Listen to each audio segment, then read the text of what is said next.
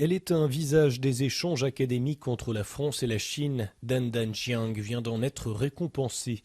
La professeure de philosophie de l'université Jiaotong à Shanghai a reçu le prix du conseil d'administration accordé par la fondation Prince Louis de Polignac, Institut de France, des mains du prince Albert II de Monaco. Dan Danjiang est la première sinophone à recevoir ce prix. Ses travaux établissent des passerelles entre les pensées chinoises et européennes, longtemps qualifiées d'éloignées, voire opposées, selon les stéréotypes. Il y a eu effectivement beaucoup de dialogues interculturels entre les deux continents. Prenons un exemple concret. Cela veut dire, par exemple, moi, dans mes recherches et aussi dans mes travaux de traduction, j'ai remarqué, par exemple, chez un philosophe contemporain français, Pierre Hadot, que j'ai traduit en chinois. Et en effet, par exemple, quand il apporte des penseurs grecs, stoïciens ou épicuriens, il a fait recours à la pensée chinoise, particulièrement à la pensée taoïste chez Zhuangzi.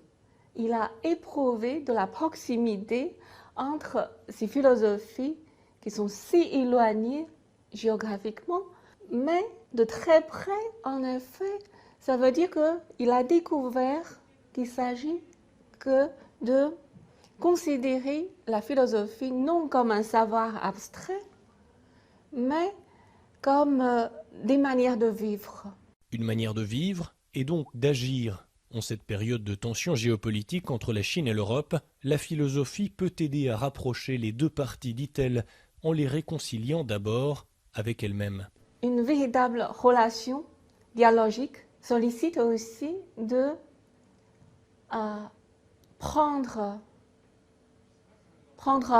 en main, prendre en considération de la chose même, de nous-mêmes, avec soin, tout comme une lecture du monde. Et par exemple, le maître Confucius nous a aussi enseigné, dans des situations de malcompréhension, comment on devrait en effet se réagir. Et d'abord, en effet, de examiner chez soi, mais aussi de prendre l'exemple chez les autres. Suivre l'exemple quand il s'agit des points positifs chez les autres, et aussi se corriger quand on a découvert des défauts chez les autres. Puisque nous sommes finalement tous des êtres humains, nous faisons face à des problèmes communs aussi. Des problèmes communs comme les tensions culturelles que l'on peut résoudre à condition d'écouter. Cyril Fourneris, CGTN, Paris.